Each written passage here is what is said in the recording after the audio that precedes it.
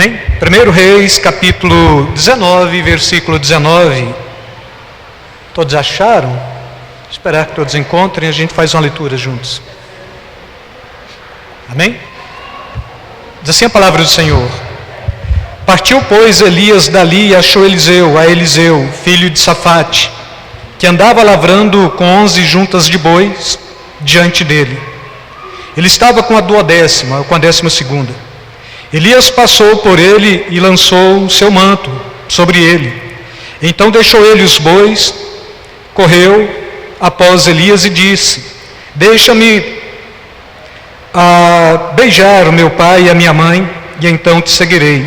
Elias respondeu-lhe: vai e volta, pois já sabes o que fiz contigo.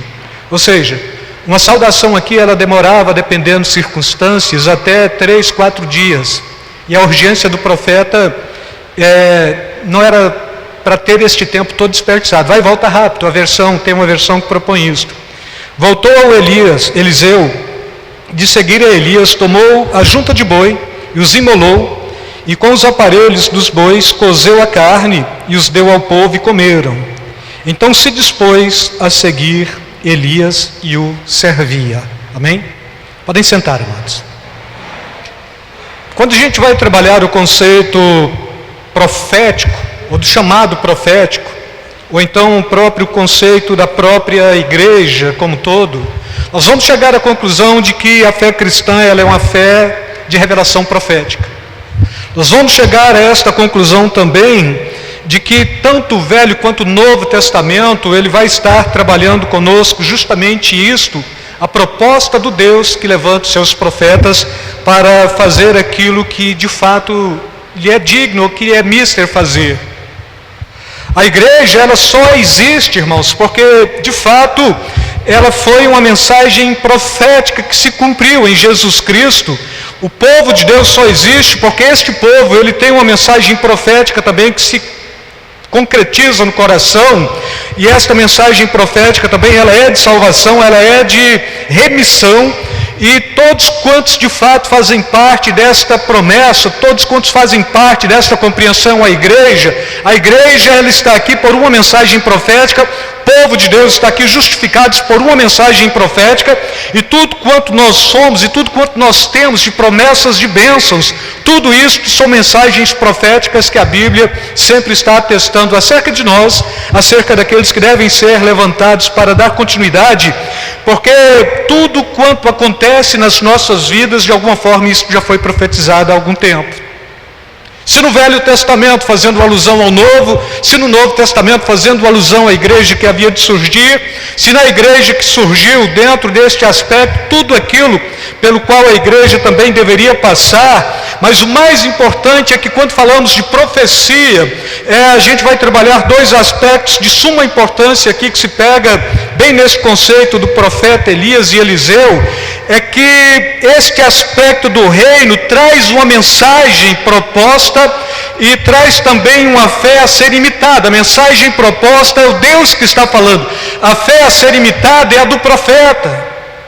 O Elias aqui, ele está trazendo uma proposta para este homem que haveria de se levantar como um profeta, já profetizando 2 reinos e um profeta, e este profeta Eliseu seria alguém que teria capacidade de estar dando continuidade ao ministério profético deste profeta que se levanta do profeta Elias, que vem aqui logo nesse contexto de uma matança dos profetas de Baal e mais uma outra junta de profetas. Então o total vem aqui de 450 profetas, mais 400 outros, e quando ele pensa estar cumprindo a vontade de Deus e traz esta vontade de Deus para o rei, para a esposa do rei, que neste contexto era uma inimiga de Israel, de repente aquela mulher faz uma ameaça a este homem de Deus, ponto de ele ficar triste, sem compreender, porque se Deus levantou como profeta, se Deus levantou nesse contexto mais do que meramente uma voz profética,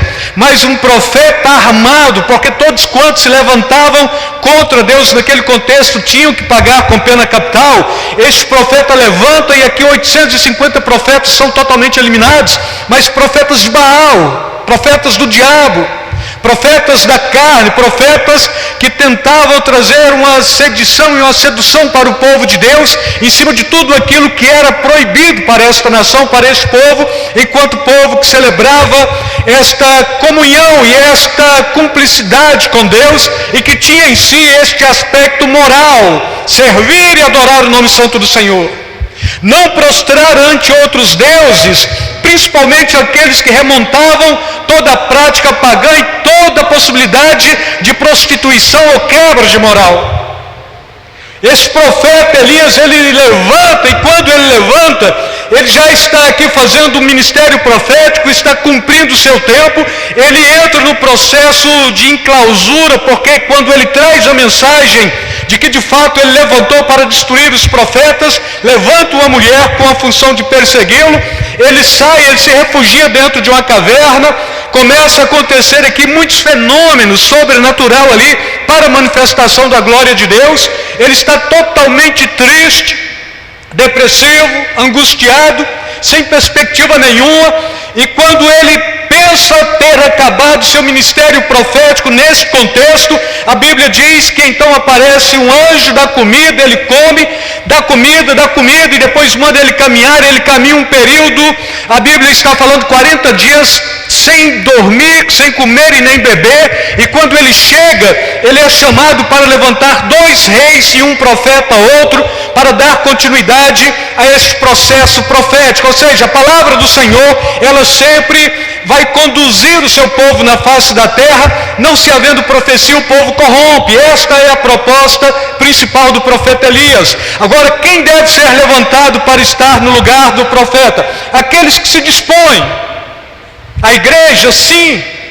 Neste contexto bem específico, próprio Eliseu que se levanta, ele está arando a terra, está ali com 12 juntas de boi, ele está puxando uma das juntas, e quando de repente compreende que aquele era o momento chave, era o chamado ministerial, era ali a capacidade de estar assumindo esta capacidade profética, ele sacrifica as suas 12 juntas, e ele já sai para aquilo que era proposto: profetizar, fazer com que a palavra de Deus se cumprisse, ser porta-voz da palavra de Deus, anunciar, pregar, falar do pecado contra o pecado, falar do homem contra o homem, falar de tudo aquilo que o homem de alguma forma possa trazer como pressuposto da sua vida, mas que não traz nenhum tipo de engrandecimento para o reino de Deus.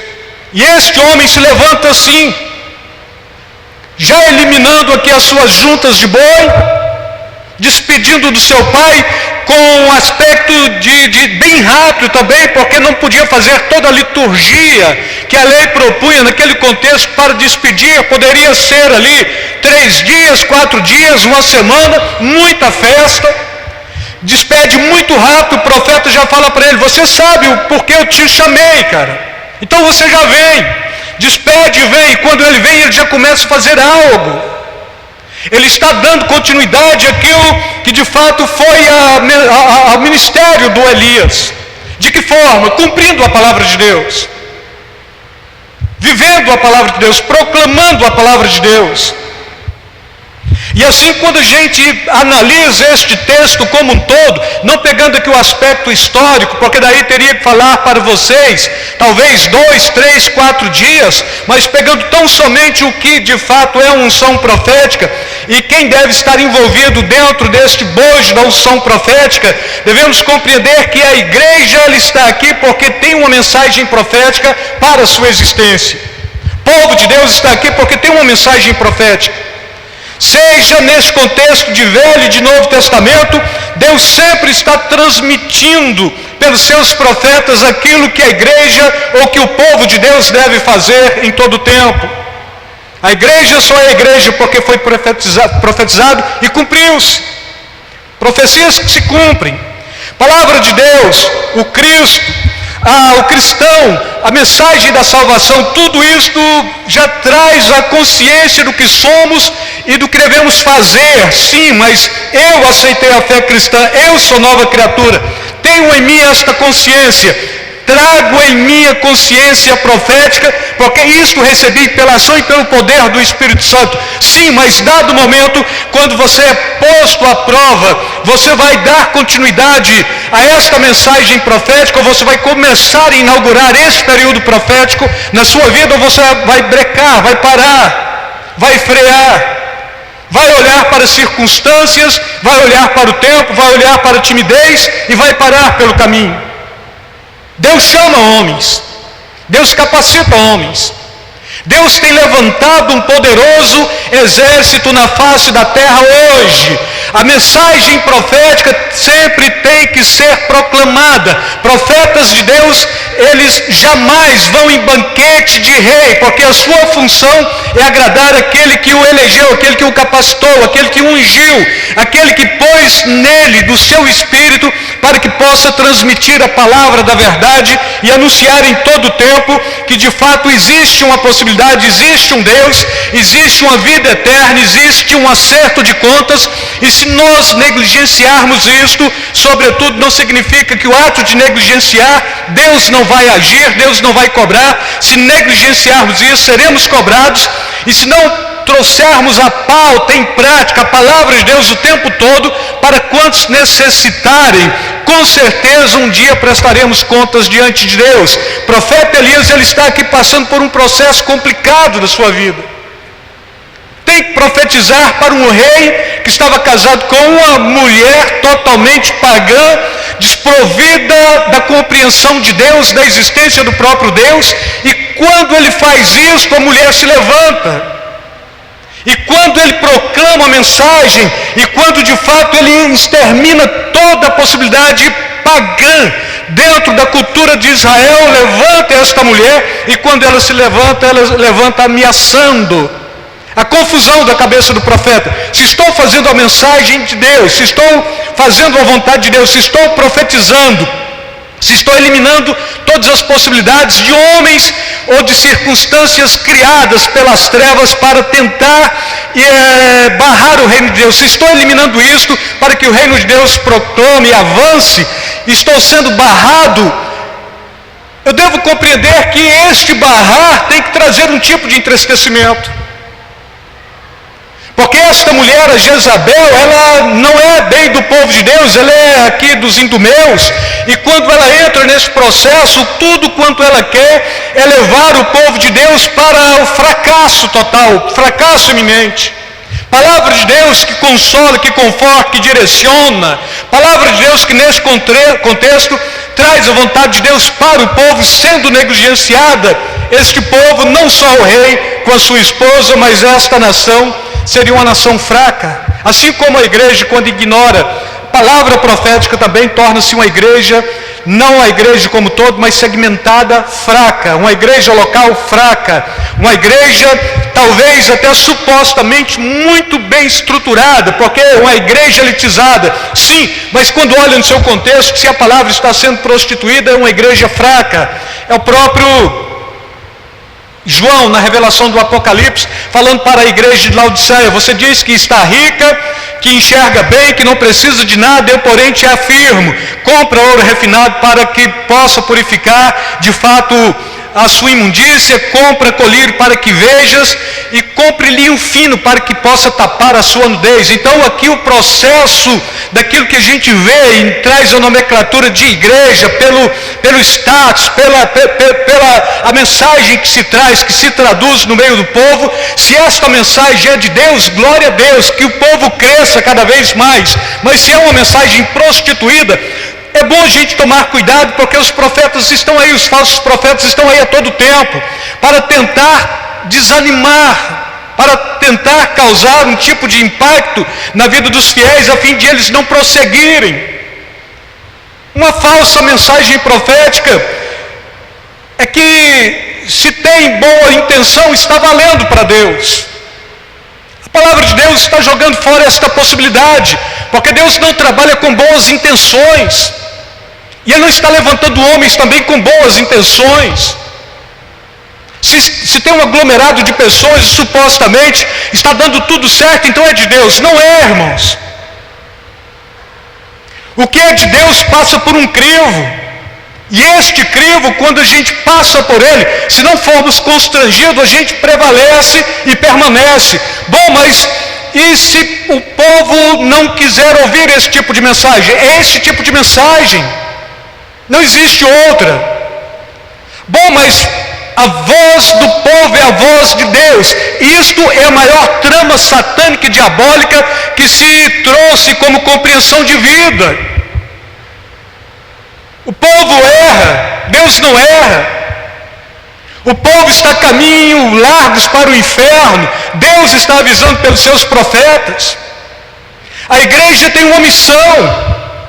A missão da igreja é proclamar o reino de Deus, é viver o reino de Deus, é anunciar o reino de Deus, é profetizar o reino de Deus. E se a gente falha nesse processo, a gente perdeu tudo. Bom, mas eu posso anunciar o reino de Deus e viver de forma diferente? Não pode. Ou você anuncia e vive, ou você não anuncia nada, porque então a sua conduta moral não diz respeito à palavra de Deus. E aí, irmãos, 2 Coríntios capítulo 5, versículo 19, logo somos salvos porque nos foi revelado a palavra da verdade, de que Deus estava em Cristo Jesus, reconciliando o mundo consigo mesmo.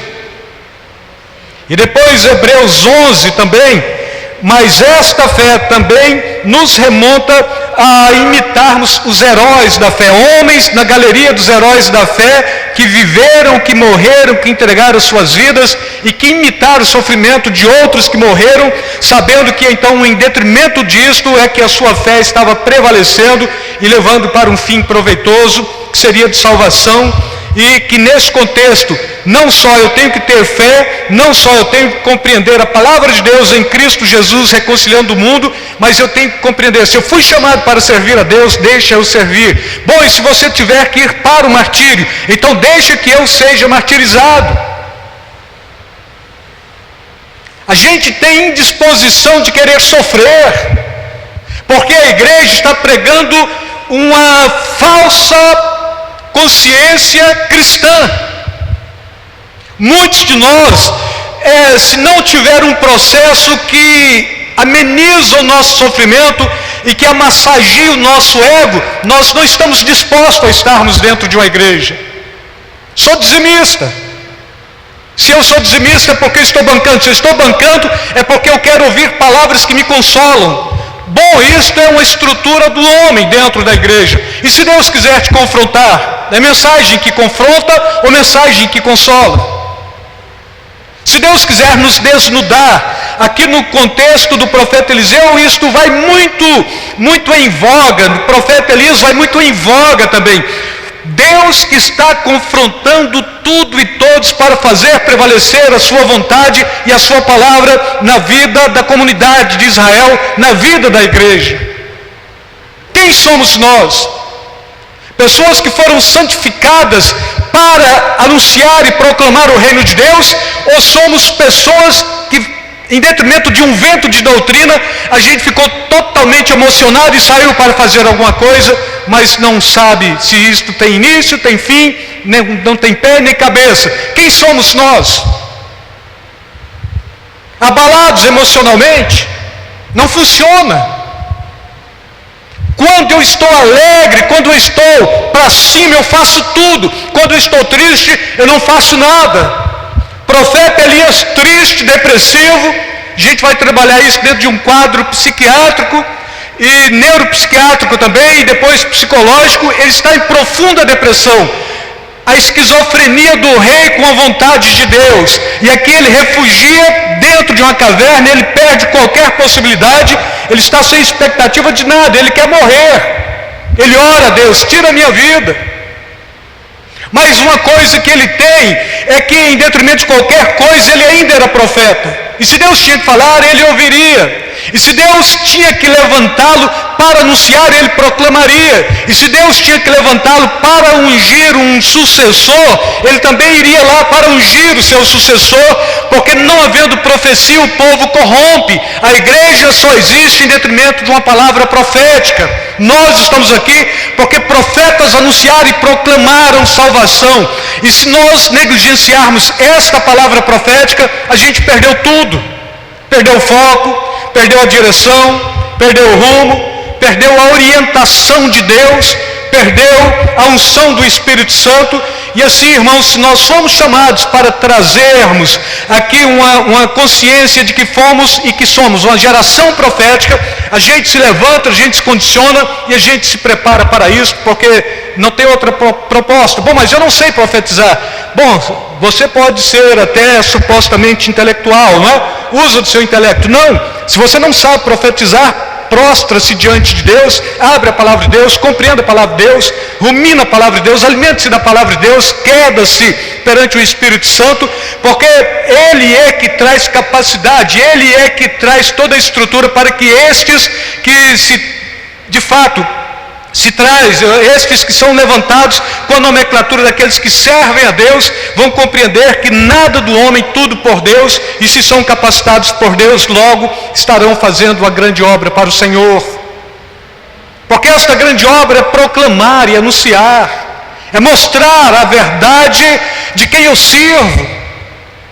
É falar que Deus salva, mas é falar também, olha, e se o outro ali não está querendo enquadrar dentro dessa verdade, seja franco, anuncie para ele, a palavra de Deus. Se você não andar dentro desse padrão, você vai para o inferno. Não é bullying falar que vai para o inferno. Como também não é bullying falar que se a gente chega aqui com a orientação sexual totalmente perturbada e desorientada, a gente vai pegar a palavra de Deus como regra de fé para nos conduzirmos ou conduzir a nossa orientação sexual. Não é bullying. A sociedade criou bullying para tudo. Falar de pecado é problema, falar de cumprir a palavra de Deus é problema, falar de abrir mão de conceitos e ideais humanos para abraçar a verdade da palavra de Deus é problema. E o profeta não está preocupado com o problema. Eu vou lá, proclamo e anuncio. E daí? Levanto os profetas de Baal, vou levantar os que são profetas de Deus, vou matar esta gleba de gente. E daí? Anuncio ao rei. E o rei, se compreender bem, e se não, vai me ameaçar. E se ameaçar, irmãos, a igreja já está sendo ameaçada o tempo todo por reis que não aceitam a possibilidade de um povo santo, de um povo ético, de um povo moral, de um povo que traz uma ética que não é normativa, mas traz uma ética que é a própria palavra de Deus que nos conduz. Onde é pecado, a gente traduz é pecado. Onde é profanação, a gente traduz é profanação. Onde é santo, a gente traduz é santo. Então você chega no pecador e chama ele de pecador, não tem outra forma. Você chega no profano e fala, olha, você está profanando, não tem outra forma. Mas você chega no povo de Deus, naqueles que foram gerados, você anuncia, é povo de Deus, é santo, não tem outra forma, santo e profano. Não tem como santificar o profano e profanar o santo. Esta é a dura mensagem, é a nossa realidade. E assim como Elias foi chamado, ele chama Eliseu para o ministério. Assim também acontece conosco, com cada um de nós. Nada é diferente. Chamado é o mesmo, a unção profética é dada por Deus, a vocação ministerial sempre vem de Deus, a missão profética deve ser autêntica. Deus chama, Deus capacita, Deus envia. Então compreendo, irmãos, o enviado deve compreender e utilizar o ministério profético. Se você é enviado sem palavra, não é de Deus. Se você ficou e tem uma palavra, não é de Deus. Mas se você compreendeu a mensagem profética e está levando a palavra de Deus, então isso é de Deus. Todos nós temos uma mensagem. Todos nós. Bom, mas eu não sei pregar. Você não precisa pregar. Eu não fiz curso de oratória. Você não precisa disso. Eu não fiz faculdade. Você não precisa disso. Você tem que ter intimidade com Deus. Você tem que permitir a ação do Espírito Santo na sua vida. Você tem que compreender que a mente de Cristo vai reprovar todos os atos da carne na sua vida e na vida dos demais. Compreendeu? Agora anuncia, proclama isso e viva isso. Irmãos, contra a verdade ninguém prevalece. Ninguém.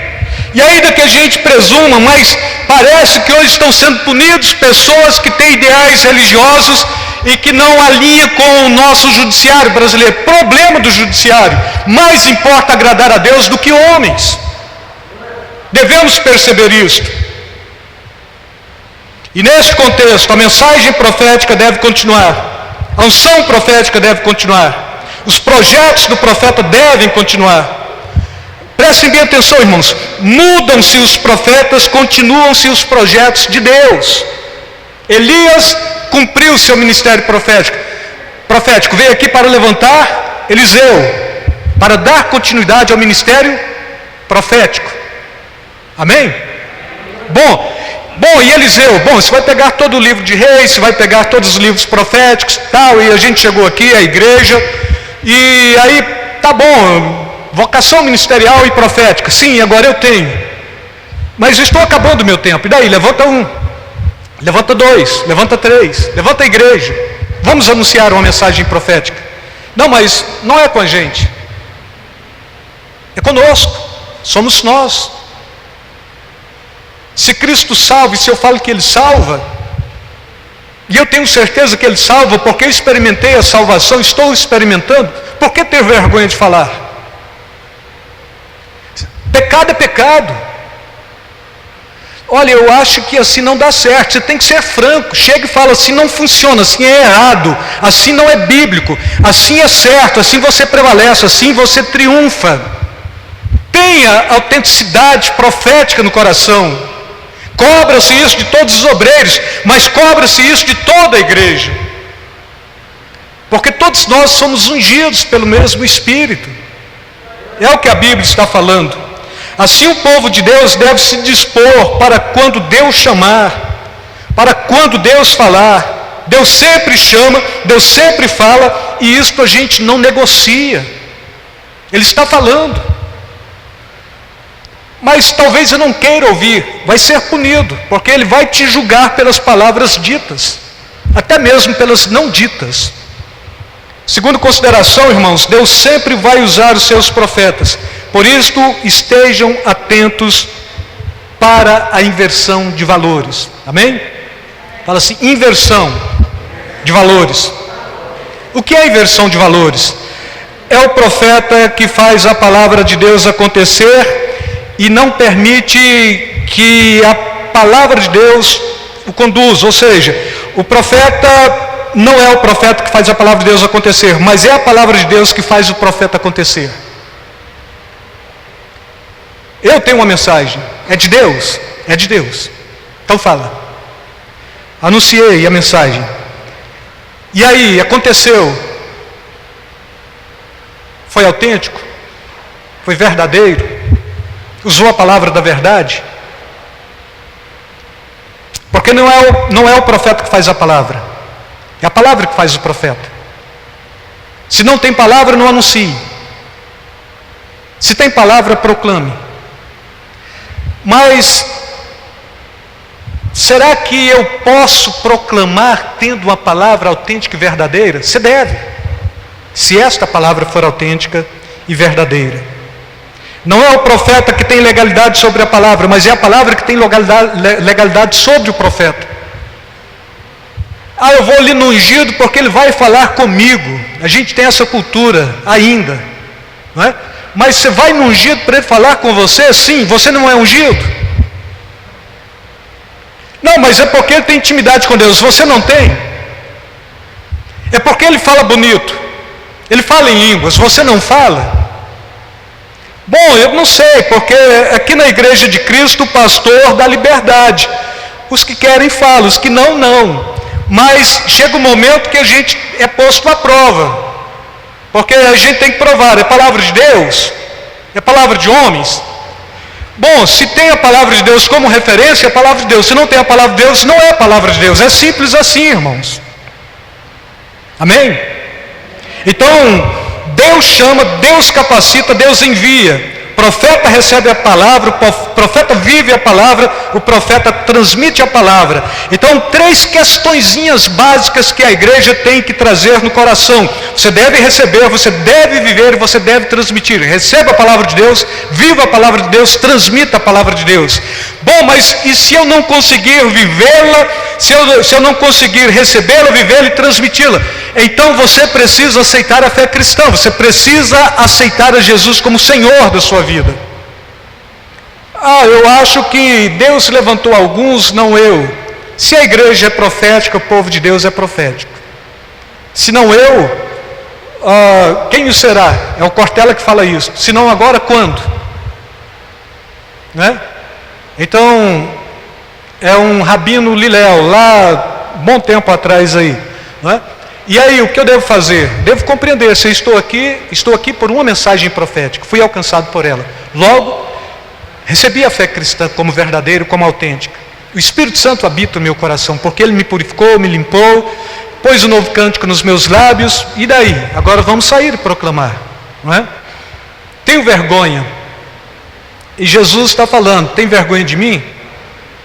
Se sim, então vou deixar uma dicasinha, eu também vou me envergonhar de você naquele grande dia. Não tem vergonha de mim? Não. Então também, naquele dia, eu não terei vergonha de ti. É uma proposta bíblica, irmãos. Se a gente de fato resolveu deixar tudo para seguir a Jesus, que seja só Jesus. Bom, mas eu acho que eu posso servir a Jesus e qualquer outra entidade. Não funciona assim. É só Deus na sua vida. Bom, mas é porque onde eu estou, onde eu trabalho, com quem eu me relaciono, eu preciso estar inteirado. Inteirar de situações é uma questão, se envolver com elas é outra totalmente diferente. Se é crente, se é salvo, se é santo, se é puro, você tem uma mensagem profética, Deus te capacitou, Deus te chamou, você é transformado, o Espírito Santo habita o seu coração.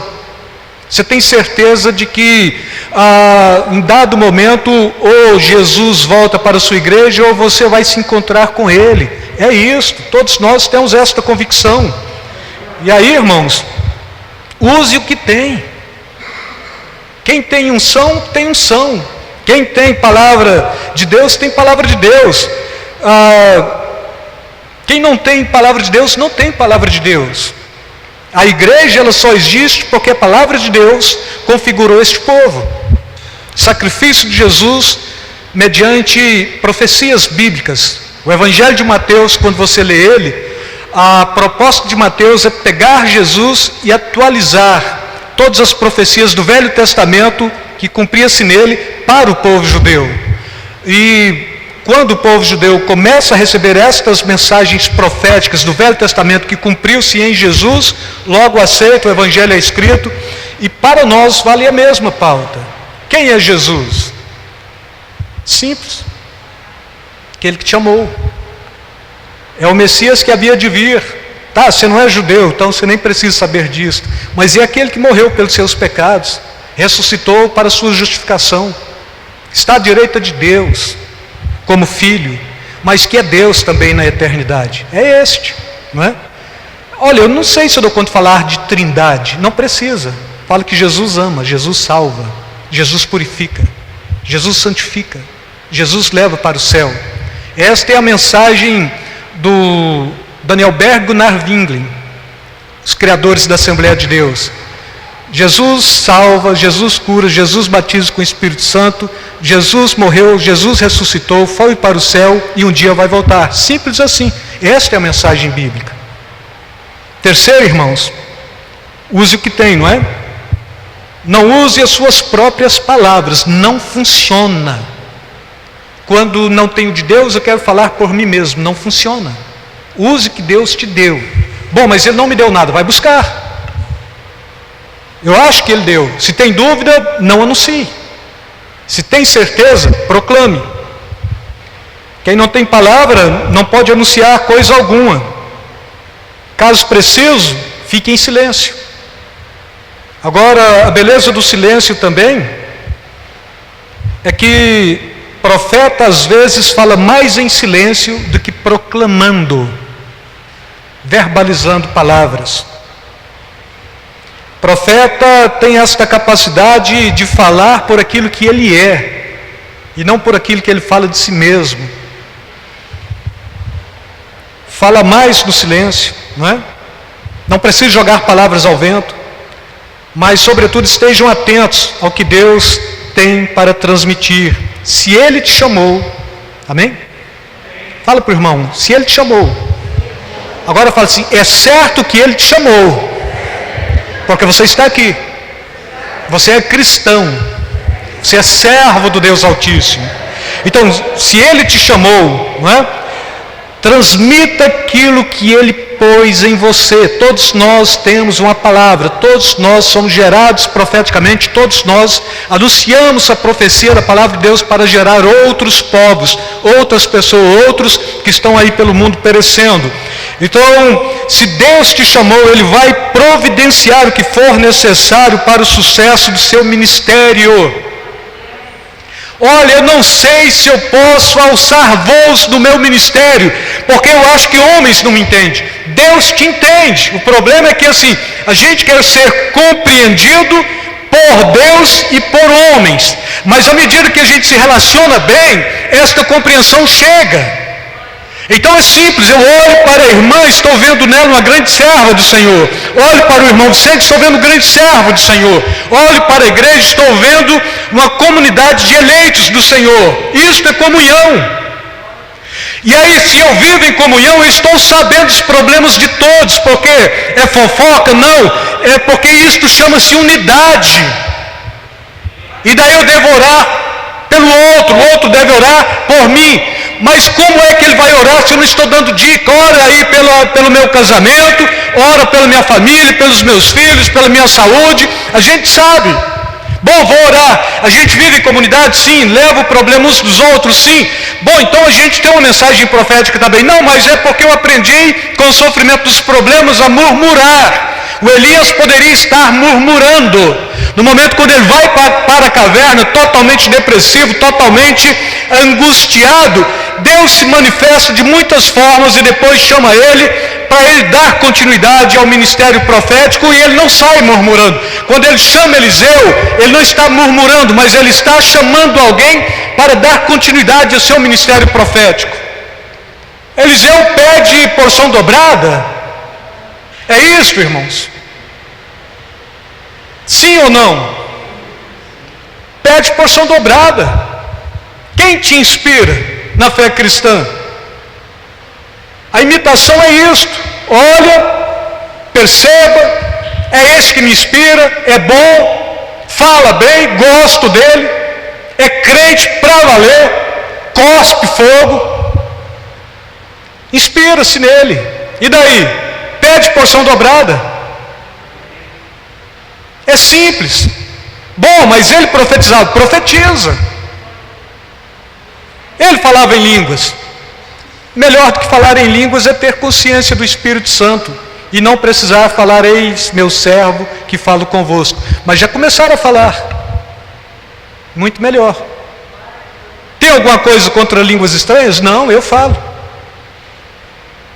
E se precisar transmitir uma palavra direta? Se for profética, não tem meu servo, eis que falo contigo. Já chego e falo. Põe a sua casa em ordem. Porque certamente morrerás e não viverás. Esta é uma boa mensagem profética, não é? Bom, mas eu não quero falar disso, falar de morte, não é? E se Deus resolveu que vai encerrar a carreira de alguém aqui na face da terra e levantou você para falar, você não vai falar. Coitadinho, ele vai morrer. E a garantia de vida eterna? Bom, mas será que tem céu? Porque o mundo hoje está tão filtrado dentro da igreja, batendo para esta pauta do materialismo, e a gente fica em dúvida, tem céu? Jesus ainda vem para buscar o seu povo? O Espírito Santo ainda habita os nossos corações? Se sim, a gente sai, a gente proclama, a gente anuncia, e o nosso legado ministerial tem que ficar para alguém, irmãos. Nós estamos aqui porque pessoas vieram antes de nós, e nós partiremos e outros estarão aqui, porque então nós viemos antes de muitos que hão de vir no futuro. Bom, e se a igreja mudar de endereço? Ela muda de endereço, não significa que ela fechou as portas, que é um grande vacilo também. A igreja que estava ali fechou as portas, não mudou de endereço, porque a igreja ela não se fixa no tempo e no espaço, é do reino. O reino de Deus está sempre mudando, não é? O sofrimento do profeta fala mais do que a sua glória. Olha, eu quero falar de prosperidade. 5 passos para prosperidade. Ninguém fala 5 passos para humilhação integral. 5 passos para humildade plena e absoluta. 5 passos para adquirir sabedoria. Porque, mas eu quero adquirir sabedoria. Quero. Então, Deus vai começar dando uma pauta de sofrimento, 2 pautas de sofrimento, 3 pautas de sofrimento, 4 pautas de sofrimento. Não, mas eu quero é ser sábio. Pois é, quem diz que Deus ensina na teoria? É na prática. Sofre, levanta, sábio. Proclama e anuncia o reino de Deus. É assim que acontece sempre, irmãos. Caso o profeta jogue o seu manto, você pega. O sofrimento do profeta fala mais do que a sua glória. Tem alguém que você gostaria de ter o manto dele para dar continuidade profética na sua vida, na sua família, na sua casa, nos seus negócios, ou até mesmo no reino espiritual? Se tem, vê, se é bom, pega. Bom, mas será que foi para mim que ele lançou?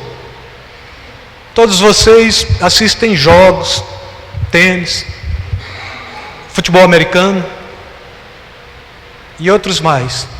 Quando um jogador rifa a bola para a torcida, é quem pula mais alto.